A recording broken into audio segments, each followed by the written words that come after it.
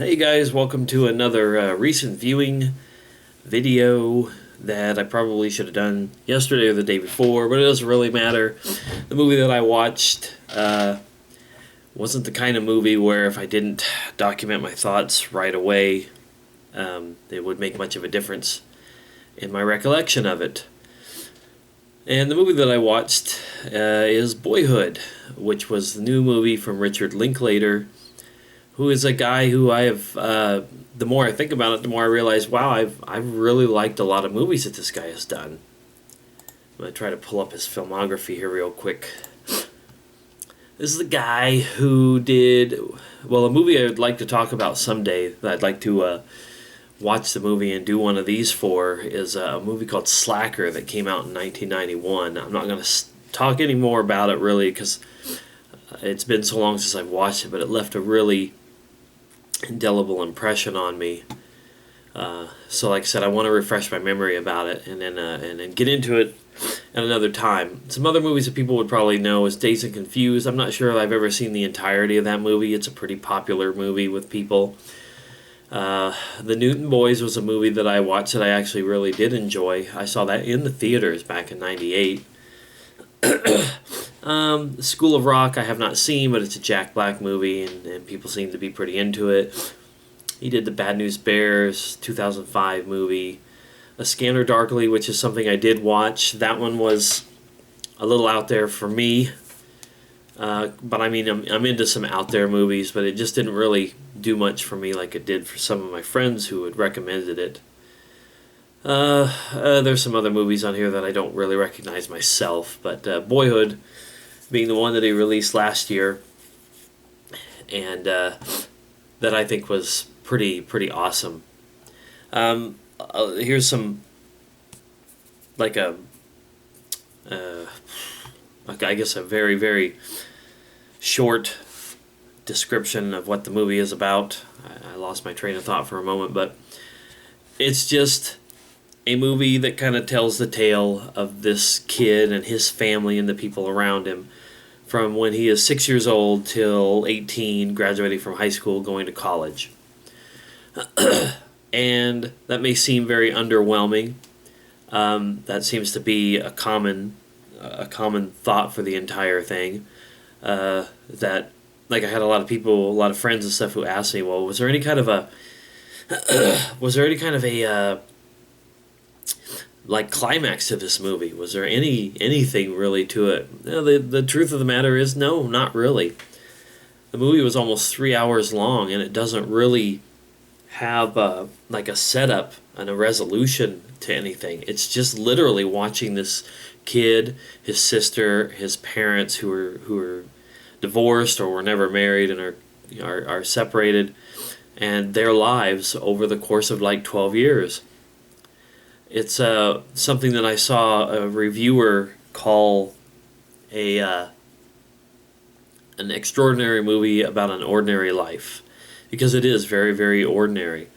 And the movie just takes you through so many little parts of this boy's life and his family's adventures and whatnot. Adventures, not really adventures, just living their life. It just takes you through so much of it that by the end of it, you really feel like you know these people. You really get in touch with them, and they do go through some shit. I mean, there's definitely some stuff that they go through, but that's life, and that's kind of what I took from it. It was just meant to show life as it is, and not anything that's crazy and out of the way. The mom gets married and divorced a couple of times, and both of her husbands are kind of interesting assholes. One of them in particular, there was one scene in the movie that really kind of blew me away as far as a harsh interaction goes. Some of it felt like maybe it was just slightly pushed a little bit to be, let's try to inject a little bit more drama into things.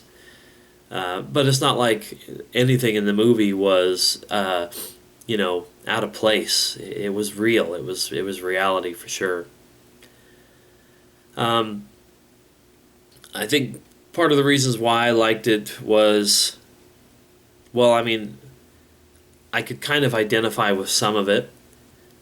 I also really felt like the lead kid, the boy in the movie, the one who's on the front of the cover and all that. He reminded me in some ways of my brother, and I think that's kind of what maybe drew me to watching how he grew up. My parents were divorced when I was 4, and my brother was an infant, and there were several summers when we were kids where we got to spend time together and have a somewhat, brother relationship. But then there was also a lot of times where we weren't together, and especially into adulthood, we don't really know each other all that well. I love my brother, and I'm sure he loves me, but I guess sometimes I see people, I see movies, I see characters in movies, TV shows, and just things all over the place that remind me of my brother, and I guess maybe there's some thing in the back of my head where I'm trying to get to know him through somebody who kind of reminds me of him. So, I don't know, I guess take that for what you will, but I guess that was part of the reason why I was drawn to the movie. The character just reminded me a little bit of my brother.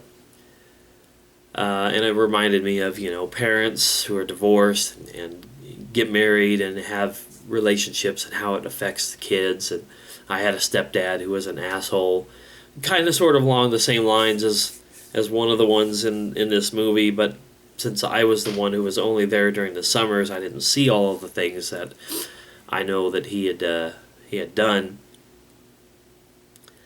And I don't know, I guess that's just it. The movie just took me on a journey that I wasn't expecting from it and really enjoyed. I had a lot of high expectations for it. I can't recommend it enough for people to watch. I can't necessarily say, hey, it's a 3-hour long movie, you'll love every second. Not everybody's going to be into it. Some people will more than likely get super bored by it, but I sat down to watch this movie at 11 o'clock one night and finished up around 2 in the morning, and I didn't fall asleep like my computer just did. I didn't fall asleep, although there's been a million times I've been sitting here in front of the TV watching YouTube, and I fall asleep during a 15-minute video. That's nothing against the stuff that I watch on YouTube because I love it, but I don't know, this movie just enraptured me. Gosh, when the Oscars are done sometime later this month, there's going to be so many dogs in the race, so to speak, or is it horses in the race?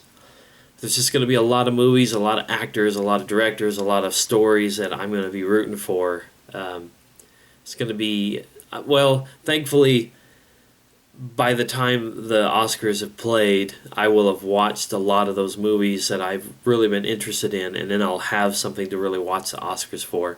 I hate watching these award shows when there isn't somebody or something that I can root for. And this year there's going to be a lot of stuff that I'm going to be pulling for to award shows are just that. It's just awards, and a lot of people say they're just glorified hype machines for everybody's product and their merchandise and all that kind of stuff.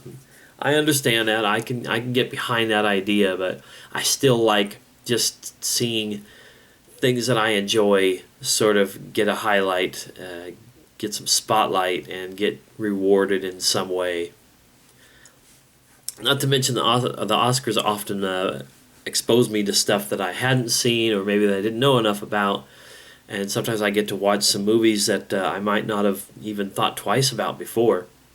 So anyway, maybe if I do watch the Oscars, maybe I'll do a video talking about it afterwards, just to throw out there some of those movies that I'm rooting for. But like Boyhood, I'm pretty sure is up for Best Picture and Director.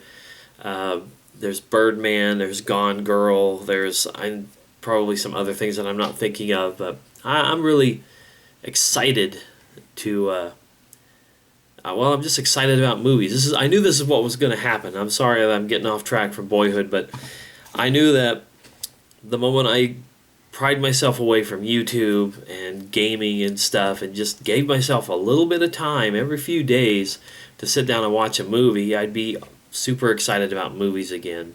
And that's where I am with things like Gone Girl and Boyhood. I'm just kind of excited about this medium once more. And that sounds weird because I've always been into movies, but I've just been so out of touch with movies, not going to movies in theaters in so long.